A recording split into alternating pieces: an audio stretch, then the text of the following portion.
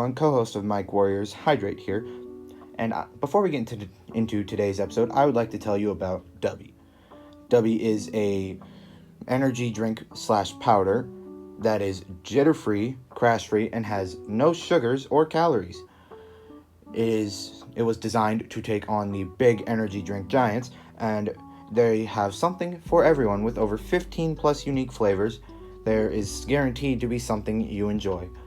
I like Dubby, Dreamkiller likes Dubby. They are a great partner to the channel and a great unofficial sponsor of this show. So go ahead, try them out today and enjoy. Now, into the episode. Welcome back everybody to Mike Warriors. I am Hydrate with my fellow host Alex. We are going to break down the fights heading into the biggest fight night of the year, Brawl 60. Alex, why don't you get us right into the action and tell us about this first fight that we have on the card. Alright, for match number 1, we got our prospect showcase in the light heavyweight division with Alex Behemoth jumping from middleweight division to the light heavyweight division. Moving on to fight Dakari Kane, a recent prospect joining the light heavyweight division in SMFC. How do you think this fight's going to go? I personally think that Alex is going to be a bit of a gatekeeper here, because that's kind of what he is. He's a veteran who, yes, has jumped division, but he's facing a completely new face to SMFC. I think Alex is going to get a much-needed win, in my opinion, and show Dakari Kane that in SMFC, you can't walk in with rookie hype and expect to just floor everybody around you. I think Alex takes this. Yeah, honestly, I also believe Alex also has the win, mainly because as much as the press conference showed, he is that much of a prospect hunter. He kind of, whenever a prospect shows up, he kind of almost sometimes puts them in their place to kind of keep them down there. So I feel like Alex could probably do the same thing, especially since he got a new gym style, a new fighting style that he wants to show off this new Brawl 60. Oh, that's going to be interesting to see. Anyway, to move on, our next fight is a cross-weight fight between Andy Knight of the light heavyweight division and Timothy Collins of the middleweight division. This is two rookies squaring off. Alex, I personally believe that Andy Knight's going to do exactly what he did in his last fight, and he's going to dominate and take the victory. What do you think? I honestly do too. Andy Knight, of course, showed an impressive in the light heavyweight division. Of course, he had such a dominant fight, controlling the fight. Last time he was in the octagon, so I feel like he might do the same here. And he's just gonna completely negate all of Timothy Collins' mad fighting styles. And I just think he might have the edge right now. All right, how about our next fight? What do we have lined up? Match number 3 is also a crossweight fight between Adrian Wilkins of the middleweight division and Michael Gomez of the light heavyweight division. I honestly personally feel like Adrian Wilkins might win, but what's your point of view on this one? What's your perspective? My perspective on this one is that it's two former behemoths of their divisions, and quite frankly, still very intimidating sons of bitches. They're going to go to war and show that they should be much higher on this card. But unfortunately, they're not. They're the third fight of the night. And when it comes to who's going to win, I personally believe Michael Gomez is going to take it, because Adrian Wilkins, he's kind of on the fall right now. Like I mentioned in our last episode, the curse of Adrian Wilkins. It started again with Noah Chapman, and I believe that it's going to continue at Brawl 60 against Michael Gomez. I honestly feel like Adrian Wilkins might get this job done, mainly due to the fact that usually he does go on a huge fall. But as we're seeing right now, Michael Gomez has also been on a fall. He's kind of going in wins, but then he also falls. But compared to Adrian Wilkins, he falls harder, to where he gets knocked down and he just doesn't recover most of the time. So I feel like Adrian Wilkins might get the job done, and he might just come back better than ever. That is a good point. You do have a good point there. And anyway, in our next fight is another crossweight chaos fight between Alfie Hanley of the light heavyweights and Robert Zodiac of the middleweights. Alex, what are your thoughts, and who do you think is going to take this one? I honestly think that, of course, as we know, this is Alfie Hanley's final match, if I remember. That he's, no matter if he wins or loses, he's going to put up the gloves. So I honestly think that he might walk away with this victory. He has basically nothing to lose, but he does have something to gain. So I feel like he might just come off with a huge showing and just win and take it for the light heavyweight division.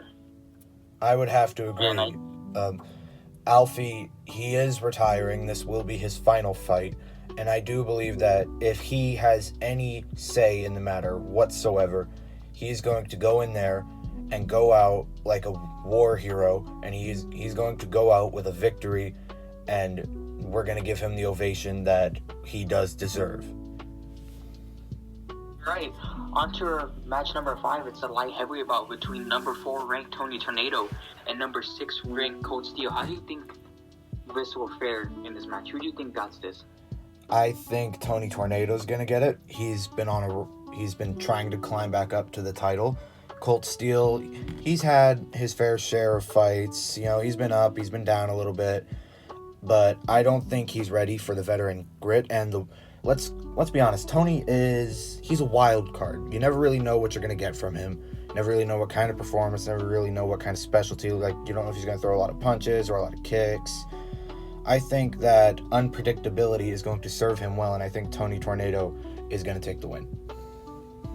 Honestly, this one, I honestly feel like Cold Steel might win, mainly due to the fact that, as we've seen in previous bouts, Tony doesn't fare well with people who grapple and wrestle. So I feel like Cold Steel, as long as he just keeps on wrestling with them, he might take him to the ground and just might end it there. Tony, he's shown that he could fight with the best of them, but when it comes to the ground game, he usually falls a little short on those matches. So I think I'm mostly going to give it to Cold Steel in this fight. Damn, you got a good point there. And it's going to be interesting to see how that one plays out for sure. But moving on, we have a very intriguing middleweight bout between the number 3 ranked Noah Chapman and the number 6 ranked Yagani Yatoni. What are your thoughts? Because I personally believe that Yagani Yatoni is going to take this because he's been on a little bit of a slip, both due to inactivity and some losses. And I think he's desperate to show that he can still cling to the top 5, even though he's now out of it. He wants to prove he can get back in it. Yeah, honestly, this one's a tough bout, considering that Noah Chapman, he's been on such a tear. Of course, he did get a loss recently, but I think that's not really going to affect him. I feel like he's going to come back. He's going to prove why he deserves to be up on the top cards. And I feel like Noah just might find a way to win. He's one of the harder brawlers, and I feel like he's just going to put everything he has into showing, and he's going to surprise Yagani with some moves that we are not going to expect tonight. You do have a good point, because if Noah Chapman can pull it off, he will be, let's face it, one fight away after tomorrow night from getting a title shot, because he is currently the number 3 ranked, so if he were to win, he would be the number 2 or number 1 ranked, and that would mean a contender fight. So there's a lot on the line here for Noah Chapman, but I still say that Yagani takes this. Alright, on to match number 7 with the light heavyweight bout between Dustin Rhodes, ranked number 2, and Bryson Elite, ranked number 7. Who do you think has this match? I think Dustin Rhodes is going to take this because he's been climbing, he's been saying that he's next, he's been pulling his Goldberg, he's been doing all that. And I think that he does have what it takes to back it up because he has been on a bit of a tear. He has been rising. He has been climbing. And I believe that he's going to win. And I believe that he's going to get the title shot that he wants for whoever wins in the main event. Yeah, honestly, I have my bets on Dustin as well. But if we remember, with every other champion and every fighter that Bryson goes against, whenever it comes to wrestling and grappling, Bryson does it with the best of them. He's fought him, one of the former champions. He fought Burrow Daniels and managed to keep him on the ground enough. Of course, he won the title from him via decision. And then as long as he usually keeps these wrestlers and these people on the ground, he usually gets the advantage. But I still think Dustin just might have that advantage this time. He's on a tear, and I think he just gets the job done tonight. In our next fight, we have another crossweight chaos. We have Hannibal Hansen of the middleweights versus a mystery opponent. Alex, what are your thoughts? What division do you think the mystery opponent's going to come from? And do you think Hannibal Hansen gets it done against the mystery opponent? Or do you think the mystery opponent surprises us more than they already probably are going to? Honestly, I'm honestly wondering who this middleweight, who this next person's gonna be. I honestly don't know what division he might be. He could be light heavyweight, he could be middleweight. But honestly, I still think that the middleweight, Hannibal Henson, he does have some good fight in him. But I just think that this mystery opponent, he'll just show up and he'll show out and he'll probably just stop the fight. I think I'm gonna give it to the mystery opponent, no matter what division. He might even be returning. Who knows? It's gonna be a huge surprise for us, no matter what. And I just think the mystery opponent might get this job done. All right. I think that Hannibal Hansen is going to take this. He's been on a massive skid lately, ever since his failed title bid a while back, and most recently losing to Greg Hayes. I think he is hungry and determined to get back in the win column and prove he can still hang. So I believe that no matter who this mystery opponent is, it could be Hassan Malkova for all we care. I think Hannibal Hansen is going to walk into that cage with something to prove, and somebody's going to walk out without a jaw. I honestly don't wish Hassan Malkova on him, because if that happens, he might not be in for a good time, and it might be a quick match. But let's get to match number 9, the heavyweight super fight, with 2 mystery opponents. Who do you think these mystery opponents are, and who do you think might get the win? Honestly, we just probably might need to talk about this one, because we don't even know who the mystery opponents are. So we're just going to probably have to make a few guesses on who they are. I actually cannot make a guess. I have no clue, nor can I even fathom a guess on who these people would be. I think that we're just going to be in for a treat, because this is something different. This is something special. This is something new. And I think that regardless of whoever it turns out to be, whether they're a legend or a rookie or whatever their story is, I think we just need to put our predictions aside for this one and enjoy the ride along with the rest of the fans and appreciate whatever we're going to be given in this fight. I agree with you. Honestly, I have a few guesses, but I think it's best we just leave it be and we just wait to see it live. And then in our co-main event of the night, the middleweight championship will be on the line as Walter Brooks seeks his record-tying 5th defense of the belt against the number 2 ranked James McMahon. Alex, Brooks has said that this is his dream fight, that McMahon is his dream opponent. How do you think this fight unfolds? So honestly, it could go either way. Walter Brooks has been on a huge tear, but James McMahon has been known for making moments.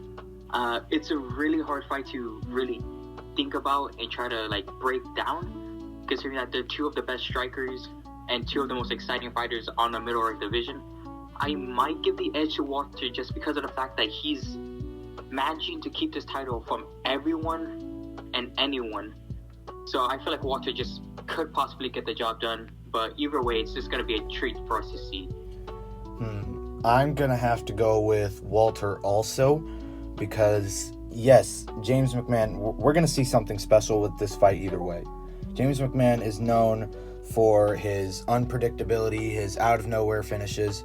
Let me take you back to, I think, 5-6 brawls ago when he was getting his ass whooped and then all of a sudden came back with a kick KO to Noah Chapman. I think that it's going to be an amazing fight. It's going to be a very even fight. No one's going to dominate the other. But I think Walter Brooks' experience as a champion, because he has defended against both ground guys and powerhouses, so he has that versatility. I think the versatility that he seems to possess and that he has gained since winning the championship is going to help him, and I think Walter Brooks retains. Okay, on to our main event. For the light heavyweight title, we have Braden Brown, the champion, versus the number 1 ranked fighter in the light heavyweight division, Pablo Rodriguez. How do you think this fight's gonna go?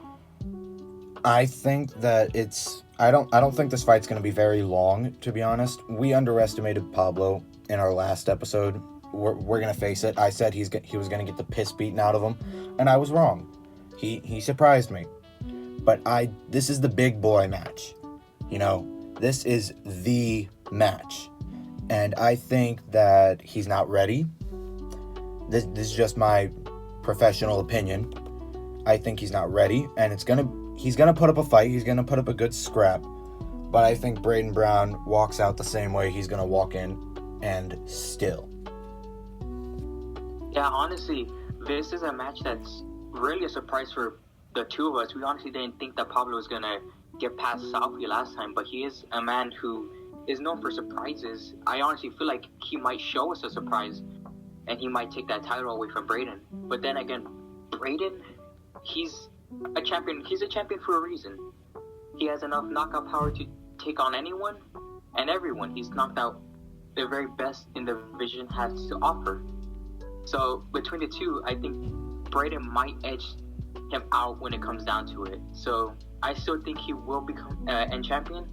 It would still be and still. But if Pablo does manage to get it, that's going to be a surprise for all of us and a great ending for Brawl 60. Yeah, it would be a great, surprising end, and it would certainly send some fans home happy. But and with that wraps up our predictions for Brawl 60. And with that calls the end of the episode. So this is Hydrate, that is Alex, and we are the Mike Warriors, and we are signing off. Peace.